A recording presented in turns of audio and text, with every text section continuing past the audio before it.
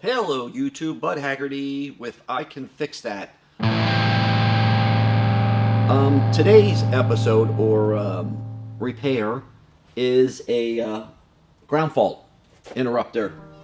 It's in my garage. It's connected to a lot of things outside, circuits outside, and also the circuits in your garage. They're all connected to this. So if you plug in sockets outside and they get wet, it'll trip in here. So sometimes if you have no power at one of your outside sockets, make sure you go in your garage or try to find where that ground fault interrupter's at. All you do is push it back in and you'll have power. But this particular one, in another video, I put an alarm on it. And the reason I did, because it kept tripping, because my fridge is connected in the garage. It's connected to it, and I don't want my things to go bad, so this alarm's killer. I'll just let you hear it for a second. It's in another video, but listen to this. Yeah. That is bloody painful. I can hear that anywhere in my house. But what's happening is, even though I have this on there, this breaker is tripping all the time. 2 in the morning, sometimes I hear it go off. It's almost like a fire alarm. So, you know what? I'm going to swap it out. It's still functional, but it pops too much. It's been here a long time, 15 years. I'm going to put a new one in, and hopefully that'll fix the problem where it doesn't.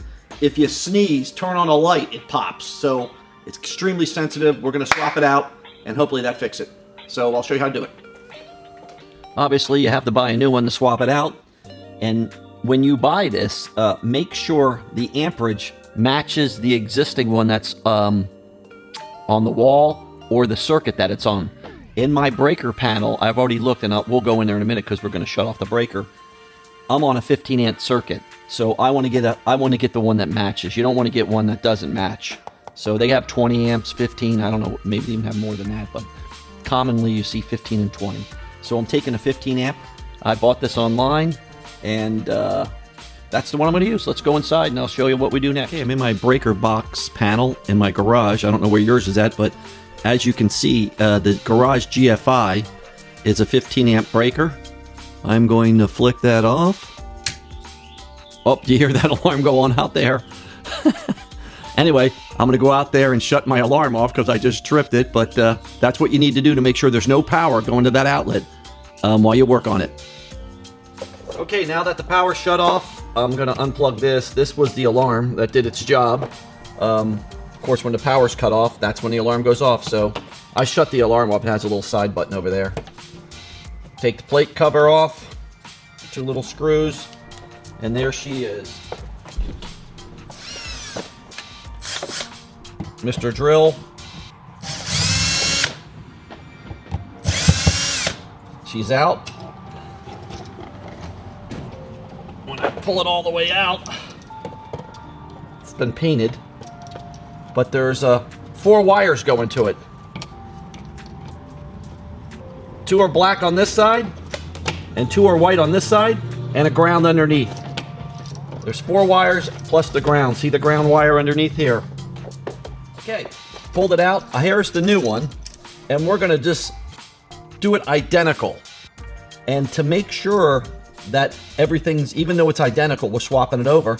On the back of this, you could see it in the back of this too, as well. It'll say hot on one side and white on the other side. Blanco, I guess that's Hispanic. White or hot.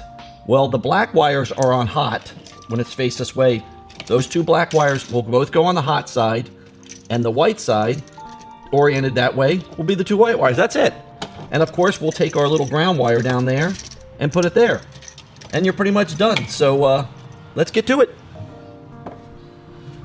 Okay, to take these off, see this is already off. All I'm doing is taking a pair of needle nose pliers, getting in there and pulling back. It'll pull right out. They'll pull right out. A little bit of trouble, but see it pulled completely out? And the reason it did is, this is the fast way. A lot of electricians, especially in residential, what they'll do is, all they're doing is taking this wire and pushing it in there. And it automatically locks in. It'll lock in because there's a little piece of metal in there. In the world of commercial, however, you don't see this. This is more of a fast, quick thing. In the world of commercial, they're gonna grab these bolts and tighten it down that way. And you know what? Since we're doing a YouTube video and we wanna make it good, we're gonna go this way. We're gonna take these two guys and put them on the right way or the commercial way. I'm not saying the other way's wrong, but this way's definitely better. I wanna put this wire on here and I wanna loop it around. See, right now, let me put this razor blade down because that's what I'm gonna need to cut this. I could stick this wire just like that, but that's not good. I want it to go around that nut, and I tighten it, you know, clockwise, so I start on the top side, so when it tightens it, it doesn't push it back off. So whatever way clockwise is, you'll start it on that side. So I'm gonna cut this wire back to here, pre-bend it, put it on there, and then tighten it down. So I'm gonna use Mr. Razor Blade here to help me. Just cut it, right, take the insulation off. It's a little bit more work, but how often do you do this? So for me, I might as well go ahead and do it this way. Cut this thing off.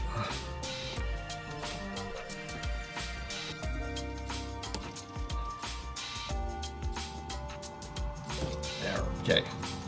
We got that. Now let me get a little screwdriver here.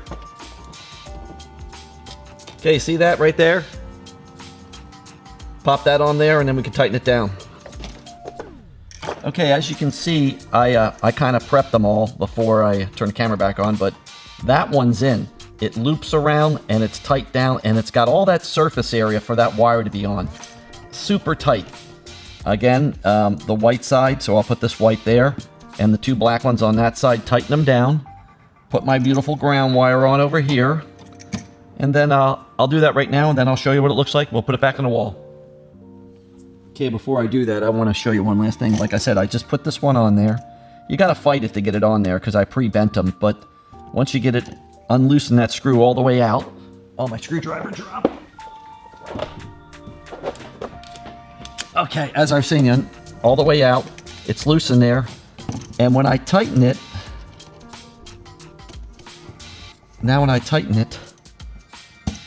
it's spinning this way, and it's not going to mess the wire up. I'm on the side that goes clockwise, and that gets tight. Let me get over here and get the boots to it. I can get some pretty good torque on this. Not crazy, but that's about it. That is tight and secure. I'll do that to the other side. Okay, I got them in. The black side, which is the hot side, they're both super tight. You spin it around, they're both tight, and our ground's in. So this is the way it orientated, came out of the wall this way. We gotta work that whole package back into the wall, trying to fight those wires. They're pretty tough, but you get it kind of in like that. And then we're gonna put Mr. Drill back in business here in a second. Okay, we worked her back into the spot. It's pretty loose there, but you gotta force the wires in, but make sure they're not compressed too hard so it gets room to wiggle in there. So with that being said,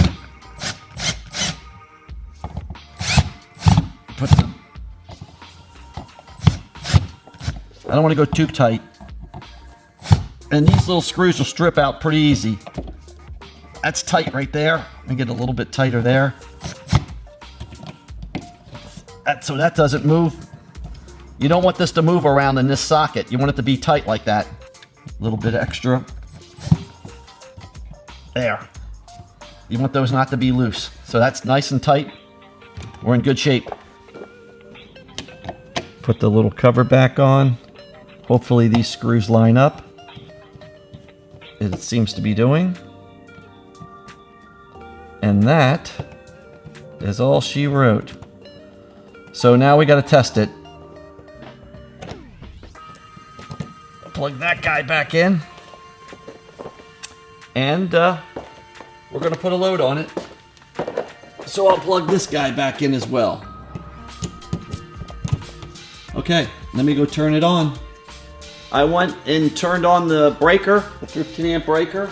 So this right here is all set.